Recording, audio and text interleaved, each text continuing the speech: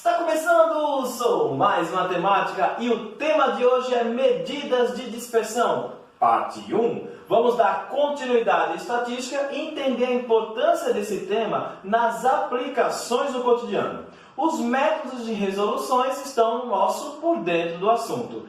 E no Conversa com Gilmar, olha só quem veio dar um hello pra gente. Veja aí. Olá, galerinha, tudo tranquilo? Olha, logo mais irei para um encontro, mas não é com Fátima Bernardes não, viu? É com o professor Gilmar, o Topadão. Até mais, aguardo vocês. Tchau!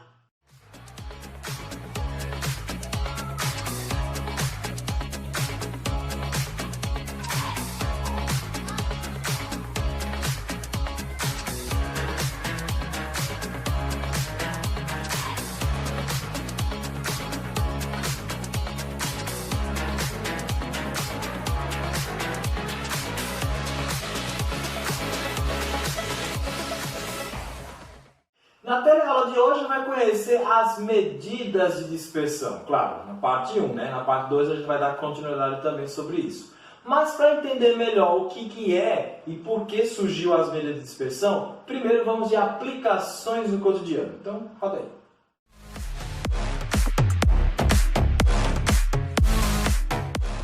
Vamos ver então a seguinte situação das aplicações do cotidiano. Então, olha só. Uma pessoa é encarregada de organizar atividades de lazer para um grupo de 6 pessoas e recebe a informação de que a média de idade do grupo é de 20 anos. Tudo bem. Nesse caso, apenas a informação da média não é suficiente para planejar as atividades, pois podemos ter grupos com média de 20 anos e características totalmente diferentes. Vamos analisar então essas 3 situações, que aí depois eu vou dar uma explicada melhor do que eu quero tratar com vocês. Então vamos lá. Eu tenho aqui possíveis grupos, 3 possíveis grupos. O primeiro, que é o grupo A, todos estão na casa dos 20 anos. Então, se eu for calcular a média aqui, média aritmética ou média ponderada, né, seria 6 vezes esse grupo de 20, que aí eu vou dividir pela quantidade, cancelo aqui, e aí vai ficar 20 anos. Então, beleza. Presta atenção, eu vou fazer logo as 3 médias para vocês entenderem aqui cada coisa que eu quero explicar. No segundo grupo, já começa a ter uma diversificação. Então, eu tenho 22, 23, 18, 19, 20 e 18. Todos estão próximo do que ele diz lá no enunciado, da média, 20 anos. Então, vamos calcular aqui, ó, média aritmética vai ser 22 mais 23 mais 18 mais 19 mais 20 mais 18 dividido por 6 pessoas. Que vai totalizar aqui 120, 120 dividido por 6 também vai dar 20 anos. Então a média está dentro do que ele falou? Tá. Mas olha só, olha a característica do grupo B para o grupo A. Do grupo A todos tinham a mesma idade. Lógico, a média é a mesma. É uma tendência, uma medida de tendência. Então tende para 20. Se todos têm 20, claro que vai ter que dar 20 a média. Aqui começou a diversificar. A média também é 20, mas tem uma diversificação básica, mas tem. Agora, olha o grupo C. O grupo C tem pessoas com 6 anos, com 62, com 39, 4, 8 e 1. Olha a diferença da menor idade para a maior idade. E olha que a média é de 20 anos. A pessoa só recebeu essa informação, 20 anos. O grupo é de 6 pessoas, tem 6 pessoas, né, que vai vir, e a média desse grupo é de 20. Então, a pessoa vai fazer uma festa. Eita, a média de 20, então vou fazer algo programado para jovens. Só que aí, quando chega na hora, olha quem aparece. Uma criança de 1 ano, uma pessoa mais idosa. Então, ela programou algo para pessoas na casa dos 20. Então, gente, tem que tomar cuidado, porque a média não caracteriza o grupo. Então, vou provar aqui, ó, média aritmética vai ser igual 6 mais 62 mais 39 mais 4, mais 8, mais 1, dividido também por 6, que também vai dar 120, dividido por 6, que vai dar 20 anos. Então, gente, qual é a conclusão que a gente pode tirar por esse exemplo de aplicação? Veja, todos a média é 20 anos. Então, se eu receber só a informação de uma média, sem saber quem são os elementos, eu não consigo caracterizar um grupo, ou seja, quem vai programar algo baseado na média não pode se deparar com surpresas, porque se eu programei algo para jovens, vai aparecer situações, crianças, bebês, vai aparecer adultos, idosos, então vai ficar algo que não condiz com a realidade. Aí, para poder dar uma característica melhor do seu grupo, entra elas, as medidas de dispersão, porque a média é uma medida de tendência central, ou seja, ela tende para determinado valor, mas ela não caracteriza o todo. Então, quem caracteriza são as medidas de dispersão. Elas vêm para dizer assim, ó, há muita dispersão, há pouca dispersão. O que eu posso concluir aqui? Que o grupo A é homogêneo, ou seja, todos estão com a mesma idade. O grupo B ele é mais homogêneo que o grupo C, porque a dispersão dele, dispersão que eu falo é a distribuição do mínimo para o máximo, né? 18, o máximo é 23 aqui, então a variação é pouca. Ele é mais homogêneo que esse, porque esse aqui tem diversificação grande, de 1 para 62 anos, então a variação é enorme. Ou o contrário, eu posso dizer que o grupo C ele é mais heterogêneo que o grupo B, ou seja, tem uma diversificação maior nesse do que nesse grupo. Então, a dispersão ela vai dizer isso. Se o grupo ele é mais homogêneo ou se o grupo ele é mais heterogêneo. Se eu conseguir extrair essas informações de quem é mais homogêneo ou heterogêneo, aí eu sei, tá, peraí. Se as vezes de dispersão está dizendo que ele é mais heterogêneo, então tem diversificação maior. Aí você vai ter que ter mais atenção. Se ele é mais homogêneo, então beleza, está no nível entre a B e a A, por exemplo. Então vamos aprender agora quais são essas medidas aí, né, essas dispersões. Na teleaula de hoje vai ver o desvio médio e na próxima teleaula a gente vai aprender variância e desvio padrão. Então vamos lá.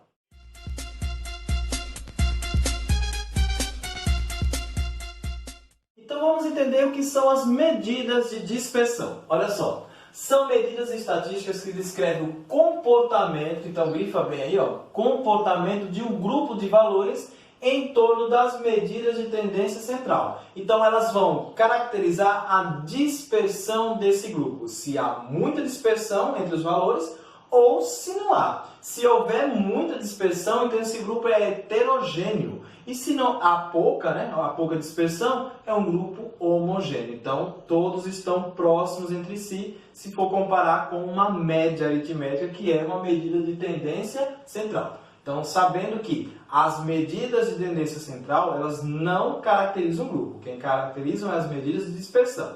São três: desvio médio, variância e desvio padrão. Então, na nossa aula de hoje, a gente vai focar somente no desvio médio. E na próxima teleaula, vocês vão ver como calcula a variância e o desvio padrão.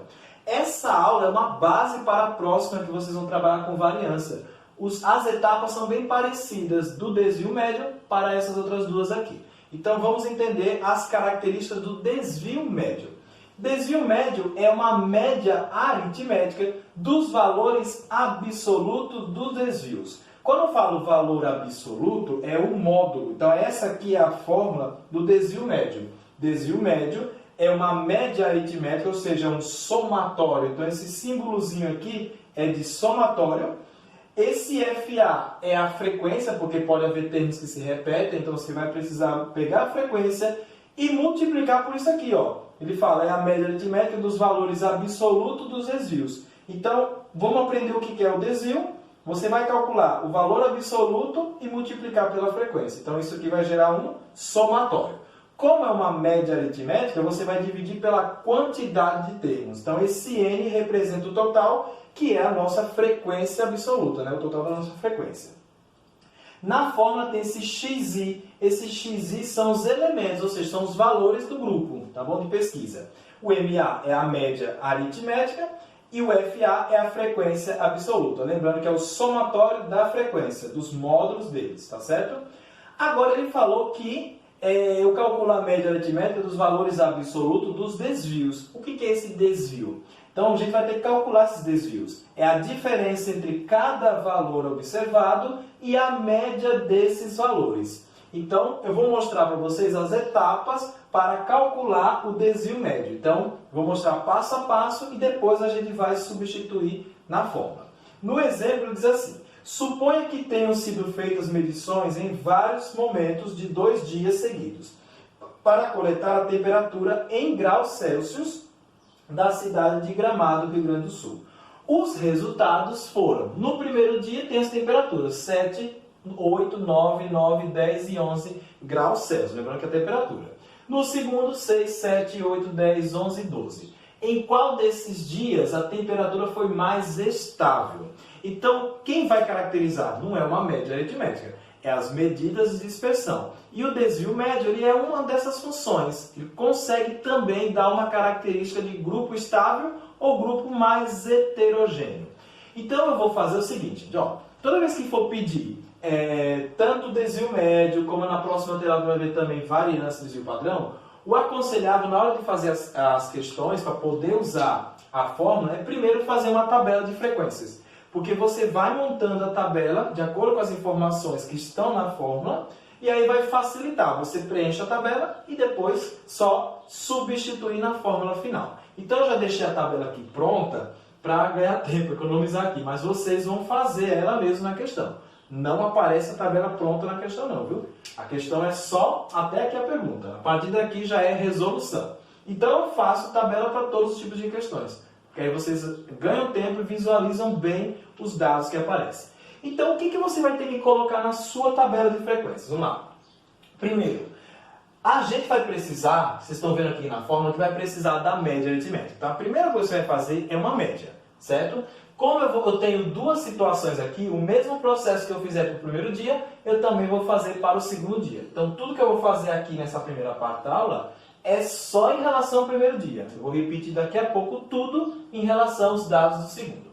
Então, em relação ao primeiro dia, eu vou começar pela média. Então, média aritmética vai ser 7 mais 8 mais 9 mais 9 mais 10 mais 11. Eu tenho aqui, no caso, 1, 2, 3, 4, 5, 6. 6 temperaturas. Fazendo a soma aí dessas temperaturas, vai dar 54 dividido por 6, que vai dar 9 graus. Então tá aí, gente, ó. 9 graus Celsius é a média de temperatura no primeiro dia. Aí eu vou agora para a tabela. Olha só como vocês vão preencher essa tabela. Começando aqui pela média, eu vou anotar primeiro dia, porque eu vou ter que comparar com o segundo, então eu tenho que diferenciar os elementos. Então, primeiro dia, a média aritmética 1, porque eu vou fazer duas médias, né?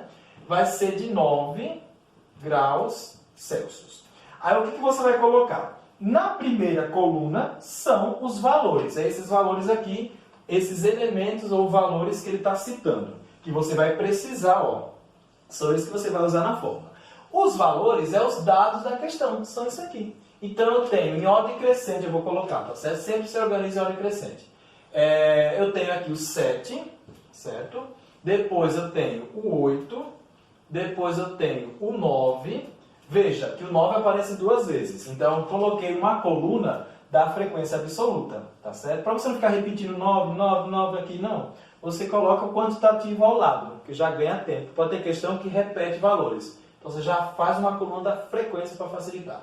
Então o 9 eu vou colocar uma vez. Só os elementos diferentes que você coloca na primeira coluna. Então eu tenho o 10 e o 11. Aí na segunda coluna é a frequência absoluta, ou seja, quantas vezes aparece cada termo. Então o 7 só aparece 1, o 8 aparece 1, o 9 aparece 2, o 10 1 e o 11 1. Aí, aqui esse símbolo é o somatório, porque a gente vai precisar do total, né? Que é o N aqui na fórmula, que é o nosso somatório também, dá no mesmo. Então eu posso escrever total, o somatório, é a mesma coisa. Fazendo o somatório aqui é o mesmo que a gente já fez na média, né? Vai dar 6. Pronto, então tá aí. Então já sabem que o N aqui na fórmula vale 6. Aí o que aparece na fórmula? Ó, parece essa parte aqui, a gente vai fazer de dentro para fora, tá certo? Essa parte interna aqui, xi menos ma, que eu coloquei aqui, é chamado de desvio. Então, essa partezinha que são os desvios, que é o que é citado na nossa atenção aqui. Lembra? Diferença entre cada valor observado, que eu vou chamar de xi, e a média desses valores, que é o nosso ma. Pronto. Então, já está aqui, xi menos ma. Esse xi é cada valor menos a nossa média. Então, vai ficar o primeiro valor, 7, menos a média, 9. Então, vai dar aqui menos 2, ok? Aí você pega o segundo valor, 8 menos a média, sempre o valor menos a média. Então vai dar menos 1. 9 menos 9 vai dar 0. 10 menos a média vai dar 1. E 11 menos a média vai dar 2. Pronto, tá aí. Na próxima coluna, o que eu vou fazer? Calculei os desvios, agora eu vou calcular o módulo. Porque ele falou, ó, valores absolutos, e valores absolutos é módulo. Então, eu coloco uma coluna relacionada ao módulo disso aqui que você fez anteriormente. O módulo de menos 2, 2 positivo. De menos 1, 1. 0, 0. De 1, 1. E de 2, 2. Lembra que módulo é sempre um valor positivo. Então, é só pegar esses valores e colocar positivo. Já na última coluna, eu vou fazer agora a frequência vezes esses desvios aí em módulo. Então, ó, eu vou pegar o valor que eu calculei em módulo e vou multiplicar pela frequência. Então, 1 vezes 2, 2. 1 vezes 1, 1. 2 vezes 0, 0. 1 vezes 1, 1. E 2 vezes 1, 2. Pronto, então tá aí. Aí aqui embaixo é essa partezinha da fórmula. Agora é o somatório, porque ele fala que é uma média aritmética. Então tem que calcular o somatório desses desvios e dividir pela quantidade. Por isso que é uma média aritmética. Então esse símbolo aqui é essa partezinha todinha. É a última coluna da sua tabela. Faz o somatório agora que a gente já fez aqui. Não somou esses? Deu 6? Pronto, agora você vai somar esse daqui. Ó. 2 mais 2, 4. 4 mais 1, 5. 1 mais 1, 6. Então tá aí o valor dessa primeira parte. Pronto, agora a gente vai fazer o quê? Vai pegar essas informações e vai jogar aqui na fórmula. Então, ó, o somatório da frequência vezes o módulo dos desvios é essa parte. Ó. Essa parte todinha é o numerador da fórmula, que deu quanto? 6. E o n é a quantidade, que eu posso até colocar aqui, que é a mesma coisa que fosse o somatóriozinho, que também vale quanto? 6. 6 dividido por 6, 1. Então, o desvio médio é de 1 grau Celsius. Pronto, tá aí. É um desvio em relação a essa temperatura, tá? Entre um e outro. É mais ou menos isso, é um desvio médio de 1 grau Celsius. O que a gente vai fazer agora? Vamos pegar esses mesmos resultados, agora vamos analisar o mesmo processo, no caso, e vamos focar no segundo dia. Então, eu vou fazer tudo isso novamente, só que em relação ao segundo dia, e depois a gente vai comparar uma resposta com a outra para ver em qual desses dias a temperatura é mais estável. Então, roda aí.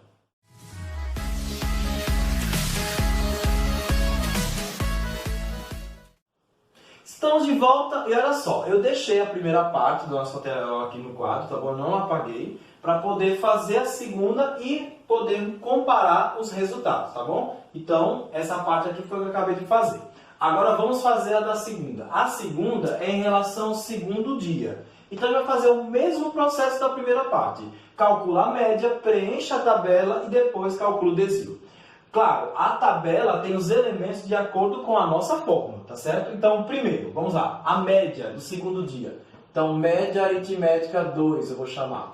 Vai ser esses valores ali, ó, 6 mais 7 mais 8 mais 10 mais 11 mais 12. Pronto, vamos dividir pela quantidade, né, que são 6 temperaturas. Então, temos aí, nesse somatório também vai dar 54 dividido por 6, que é igual a 9. Pronto. Veja só, a média de temperatura no segundo dia foi a mesma do primeiro. Mas isso caracteriza qual dos dois grupos é mais estável? Não. Então é a medida de dispersão, que é o desvio médio, que ela vai trazer essa resposta. Se o desvio médio também for de 1 grau Celsius, então ambos tiveram a mesma estabilidade, né? Agora, se for um valor maior, aí quer dizer que esse aqui foi mais estável. Então é isso que a gente vai fazer. Ver a variação de um dia para o outro. Então vamos lá, ó. Média está ok, então preenche na sua tabela. Lembrando que os dados são o mesmo. Eu chamei de Y agora para diferenciar uma questão da outra, né? Um cálculo da outra, como xi em relação ao primeiro dia, y em relação ao segundo. Então vamos colocar aqui quais são essas temperaturas. Em ordem crescente, 6, 7, Aí eu tenho o 8, depois do 8 vai para o 10, 10, 11 e 12. Segunda coluna, a frequência. Quantas vezes aparece cada um desses termos aqui? Aqui todos são diferentes, ó. 6, 7, 8, 10, 11, 12 não tem repetição. Então todos são iguais a 1 na frequência. Pronto. O somatório, esse símbolo, corresponde a 6, né? A mesma coisa da primeira tabela. Agora eu vou calcular os desvios. É o valor menos a média. Então o valor é 6, 6 menos a média, 9 ali, tá certo? Então vai dar menos 3. Aqui eu tenho 7 menos a média, que vai dar, no caso aqui, menos 2. Aqui eu tenho 8 menos a média, que vai dar menos 1. 10 menos a média, que vai dar 1 positivo. 11 menos a média, que vai dar 2 positivo. E 12 menos a média, que vai dar aqui 3 positivo. Pronto, então temos aí preenchido essa segunda parte. Agora vamos à próxima. Lembrando que em relação à fórmula, né, ó, eu calculei os desvios, agora eu calculo o módulo dos desvios. O módulo é sempre um valor positivo, então menos 3 fica 3, menos 2 fica 2, menos 1 fica 1. 1 é a mesma coisa, o módulo de qualquer número positivo é sempre ele mesmo. E aí, finalizando essa parte da tabela, vem a frequência vezes o módulo. Como todos aqui a frequência é 1, então é próprio esses próprios valores mesmo, é só repetir. Então 3 vezes 1, 3, 2 vezes 1, 2, 1, 1, 2 e 3. Pronto. Porque todos são 1, viu, gente? Por isso que não teve alteração. Agora você vai fazer o quê? O somatório aqui dessa última coluna, que vai dar 12. Pronto. Preenchido, vamos agora finalizar na fórmula. Viu que facilita? Quando você monta a tabela, facilita na hora de substituir. Porque você faz todas as etapas na tabela e no final é só jogar aqui. Não, somatório? Somatório já está feito. 12. E o N é o total, 6. Então, 12 dividido por 6 é igual a 2 graus Celsius. Então, olha só. O desvio foi de 2 graus para o segundo dia. E no primeiro dia o desvio foi de 1 grau. Ou seja, em qual desses dias a temperatura foi mais estável? Aqui apresentar o menor valor do desvio, gente. Então, o que apresenta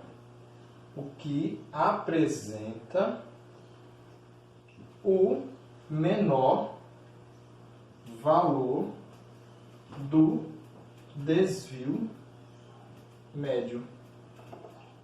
No caso, o que apresenta o menor valor do desvio médio é o primeiro dia. Primeiro dia. Vamos lá, então. Qual foi, então, o valor? Desvio médio é igual a 1 grau Celsius. Então, a resposta é o primeiro dia que apresenta é mais estável, vamos dizer assim. Ou seja, quer dizer o quê? Que houve menos variações, né? Veja, o mínimo possível aqui é de 7 graus. O máximo é 11. Aqui o mínimo já é 6 graus, né? Ó, 6 e o máximo são 12. Então, o primeiro dia foi mais estável, as temperaturas estavam mais próximas entre si. Já no segundo dia, teve um intervalo maior, mais brusco de variação. Então, é assim que funciona o processo do desvio médio, que serve para caracterizar a dispersão do grupo. E na próxima tela, a gente vai ver justamente essas outras ideias, que é a variância e o desvio padrão.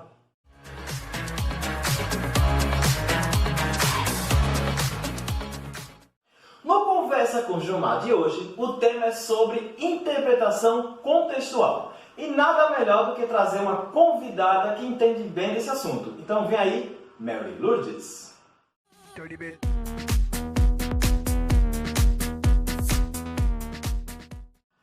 Estamos de volta e agora eu vou bater um super papo com uma convidada ilustríssima, a professora de língua portuguesa, Mary Lourdes. Hello, Mary! Hello, Gilmar! E aí, meu amor, como você está? Bem, bem, obrigada. Olha, coisa boa! Graças a Deus. Estou super feliz com a sua participação virtual. Era para ser presencial, mas não dá, né? Então vai ser virtual mesmo, para falar um pouquinho sobre a interpretação contextual. Não adianta você dominar, né, a matemática e não tá bem aí, capengando bem na parte de língua portuguesa. Então a interpretação é fundamental. Mary, comente pra gente um pouquinho sobre isso em relação ao Enem da vida, né?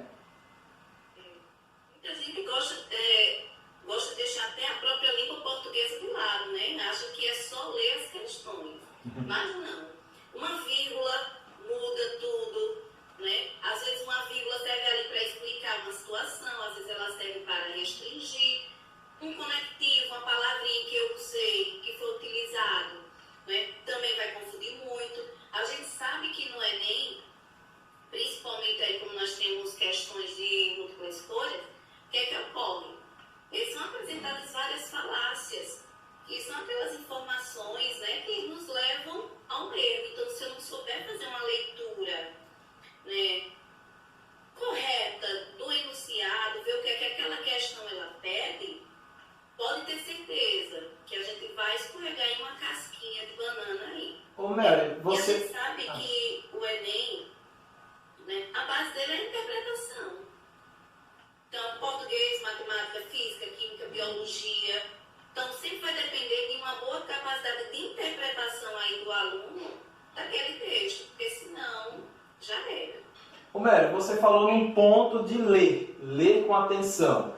Mas o que os alunos se preocupam muito é a questão do tempo, né? Enem, você sabe, você não tem 5 minutos, 10 minutos para ler uma questão com carinho, com calma, voltar, não. Tem aquela regrinha lá, mais ou menos uns 3 minutinhos, então tem que ser uma leitura, praticamente um skim, né? Como diz, fazer uma leitura total do texto para saber os pontos-chave. Você tem instrução mais ou menos de como faz uma leitura, uma sequência de leitura, porque tem várias partes, né? Um texto composto. Tudo vai ter, por isso que o importante, Gilmar, é o aluno partir logo para a questão. Porque dependendo da questão, você já sabe o que é que ela busca. Lógico, mesmo sabendo o que ela busca, não significa que eu não vá fazer a leitura do texto, então vou fazer a leitura fragmentada. Um exemplo, há questões que a pergunta, eu não preciso nem ler o texto. Há questões que eu não preciso ler o texto, então eu já economizo esse tempo. Então, no texto, quando ele já pergunta qual é a ideia principal, aí eu tenho que voltar. A ideia principal, geralmente, ela fica onde? No início, né? No início do texto. Então, a ideia principal que será desenvolvida ao decorrer daquele texto fica logo no início. Então, dependendo do enunciado, eu já sei como é que eu vou fazer aquela leitura. Por isso que, primeira dica, ler primeiro a questão. Porque, Mary, assim, cada questão tem uma estruturação, ele é dividido em partes, né? Tem o texto inicial, às vezes associa uma parte, depois uma imagem, depois vem o comando e depois tem lá, no final, as alternativas. Então, uma sequência, assim, para quando você vê algo que praticamente todas as áreas têm, né? Sempre textos. Qual é a sequência mais lógica de leitura que você aconselha?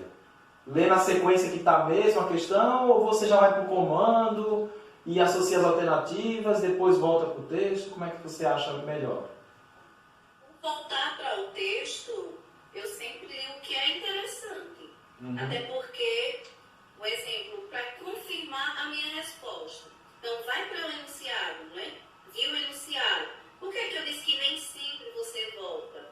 Porque às vezes ele já pega um fragmento, né? E a resposta já está naquele mesmo fragmento. Mas é interessante você pegar esse fragmento e procurar no texto. Entender o contexto todo, né? Entender o contexto.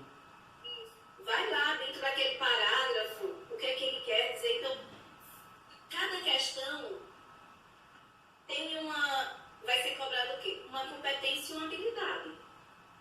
Então, de acordo com cada questão, eu tenho que saber qual é a competência e qual é a habilidade que está sendo cobrado nessa questão.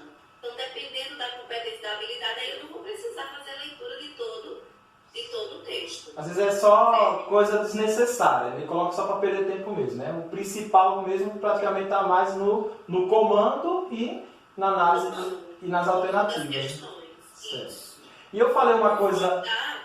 O voltar à questão é justamente isso. Porque, por exemplo, como eu falei nesse instante, se eu tenho 5 alternativas, 4 contêm falácias, né? Então, essas falácias aí, 2 delas, nós já sabemos que automaticamente a gente já exclui. Mas vai ficar uma terceira que você vai olhar, não, essa daqui está errada. Pode prestar atenção que os alunos sempre ficam em dúvidas em 2 alternativas. Sempre é a pegadinha, né? Dependendo da situação, voltar ao texto,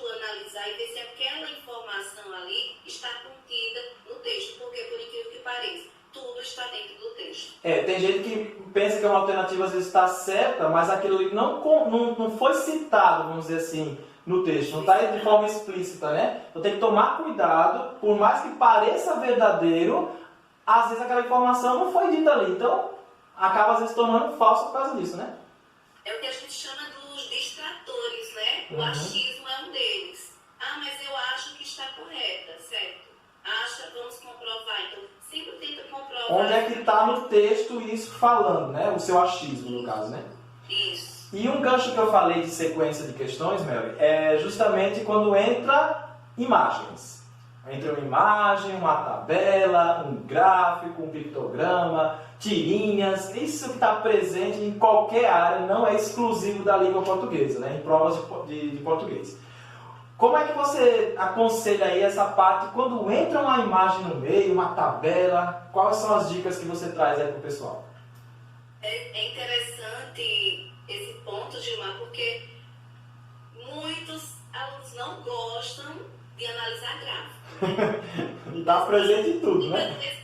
Porque acham confusos, complexos, mas na realidade eles precisam ter em mente que, nesse caso, o gráfico, ele, vamos dizer que, ele não passa assim de um texto verbal como não verbal. Eita, tá indo um negócio aqui. Não tem problema não, ao vivo acontece mesmo. Pode continuar. Verbal e não verbal. Eu tenho aí um texto híbrido, né? Então, como é que eu vou analisar? Novamente, quer compreender o que a questão pede? Porque primeiro eu não posso perder muito tempo em uma questão, como você disse. Eu tenho em média o quê? Tenho 3 minutos. É uma pela outra, né? Vai ver aquela questão que eu vou passar um tempo maior, outra menor. Então, por isso que vai logo para o enunciado, porque o enunciado ele vai me dizer qual é o objetivo. Que você já vai procurar naquela tabela, no texto, algo específico, né? Porque você já leu o comando, você já sabe o que quer. Se você ler na sequência, às vezes, você... Eita, quando vai para o comando, mas o que ele queria mesmo? Aí volta de novo, tudo de novo. Então você perde tempo, né? Tem que saber dominar. E aí, Mary, eu sei que você preparou um material para o pessoal, né? Uma questão aí que trabalha muito bem. Uma retirada, né, de uma questão aí, um recorte, que trata bem o texto associado a uma imagem, né, um gráfico, extrair informações. Porque o casamento é perfeito. Você tem que dominar tanto a parte de interpretação de tabela de gráficos e imagens, como também associar com o contexto. Não adianta você sabe dominar uma leitura de tabela, mas não entende a interpretação de um texto. Então você não casa aquela questão. E aí, o que você separou pra gente aí? Primeira coisa, né, gente? Primeiro fato, olha, casados e independentes. Mas antes de fazermos a leitura aqui, vamos para o enunciado da questão. Os gráficos expõem dados estatísticos por meio de linguagem verbal e não verbal. Isso a gente já viu, né? Observe que eu tenho aqui uma linguagem mista. No texto, o uso desse recurso. Olha, o uso desse recurso. Que recurso? Então, o que ele quer saber? Olha, então eu vou observar aqui, olha as palavras-chave. Esse texto, ele vai explicar, ele vai exemplificar, explicar, mostrar, indicar, sintetizar. A gente aqui já sabe o que a questão está pedindo. É só retornar, né? Só ler mesmo. Vou voltar ao texto. Isso mesmo, Gilmar. Voltando. Então, já sei o que a questão pede. Então, já facilita. Então, aqui, outro ponto que eu não posso deixar de lado é de observar o título, Casados Independentes, e a fonte, né? De onde ele foi tirado, IBGE 2008. Tá? Então, vejamos aqui. Nesse caso aqui também, ele foi retirado da revista Veja. O novo levantamento do IBGE mostra que o número de casamentos entre pessoas na faixa de 60 anos de idade, olha esse ponto, casamento de pessoas na faixa de 60 anos cresce desde 2003. Há um ritmo 60% maior que o observado na população brasileira como um todo. Aí eu tenho aqui, olha como é importante esses dados que estão aqui em destaque, o aumento do número de casamentos entre 2003 e 2008. Aqui, olha, entre pessoas acima de 60 anos, 44%. E na população brasileira, 28%. Um fator determinante é que cada vez mais pessoas nessa idade estão no mercado de trabalho, o que lhes garante a independência financeira necessária no matrimônio. Olha que esta informação complementa esses dados. E aqui, população com mais de 60 anos no mercado de trabalho. Gente, observe os dois exemplos. Aqui fala sobre o aumento do número de casamentos. E aqui sobre o aumento da população com mais de 60 anos no mercado de trabalho. Então, em 2003, eu tinha 31%, e hoje, 38%. Lembrando que hoje, gente, ele refere-se aqui, ó, 2010, tá? Aí, veja, os gráficos expõem dados estatísticos, isso a gente já observou. Agora, vamos procurar aqui. Se eu tenho 5 alternativas, eu tenho que procurar agora as falácias, que são aquelas informações que podem nos levar ao erro. Na letra A, exemplifica o aumento da expectativa de vida. Onde é que contém esta informação? Nem no texto tem isso, né? Nem no texto, na imagem, não tem nada. Tem. Onde é que diz? Explica o crescimento da confiança. Confiança em quê, gente? Não foi nem citado confiança, né? Na questão lá, é algo a mais, né? De informação. Isso. Mostra que a população brasileira aumentou. Onde é que ele fala aqui? O aumento da população brasileira. Os dois casos que ele citou foi somente do casamento, né? Do casamento e também da... mercado de trabalho. Isso. Na letra D, indica que as taxas de casamento e emprego cresceram na mesma proporção. Eles cresceram, sim, mas não na mesma proporção.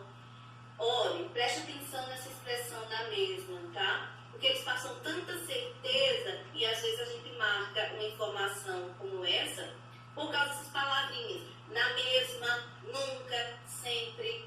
Aqui, gente, a alternativa correta é a letra E, porque aqui sim, ó, ele sintetiza o crescente número de casamentos e de ocupação no mercado de trabalho. Você vê que tanto na D como na E fala de crescimento, né? Só que o que derruba a letra D é justamente a ideia de na mesma proporção. Na mesma proporção, que o erro foi na mesma proporção. Então é isso, gente. Ó, vocês viram que a questão ela casa bem tanto a parte contextual, né, com a interpretação de tabelas. Então isso é fundamental. Você tem que dominar ambas situações. Não adianta você saber dominar a parte de interpretação da tabela, mas não casar as informações que estão expressas ali com o que está nos enunciados, que está no comando, que está nas alternativas, né, Mary? É só uma questão de análise, gente. A gente percebe, eu acho que você já deve ter comentado até com eles, né, Gilmar? Que às vezes eles erram por besteira, falta de atenção. E quando a gente vai fazendo esse leque, sublinhando o que é que está de errado, a gente consegue identificar com mais facilidade a alternativa correta. Então tem que ler com atenção, saber o que está fazendo, que aí você domina qualquer questão de qualquer área, não só da língua portuguesa, não só da matemática. Mary, eu quero agradecer a sua participação aqui no nosso programa. Super feliz, espero ter ajudado o pessoal que está embarcando no Enem da vida, né? Tirar as dúvidas, é super importante ter esse elo com as outras disciplinas também, né? Então, não é só dominar a matemática não, gente, tem que dominar tudo.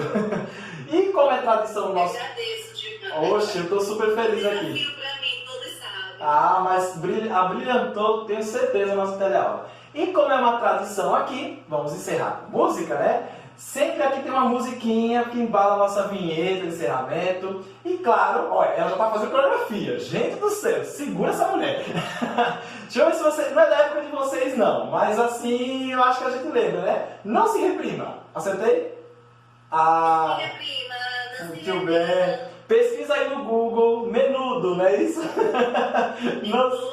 Não se reprima. Ó, não se reprima não. Vamos lá, vou ter outras participações em breve, espero que que vocês gostem. Obrigado, Mary. Um abraço carinhoso, fiquem com Deus e até a próxima teleaula. Tchau, gente. Obrigado. Tchau.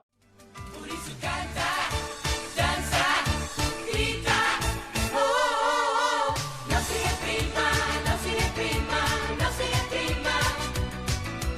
Não se reprima, não se reprima, pode gritar. Não se reprima.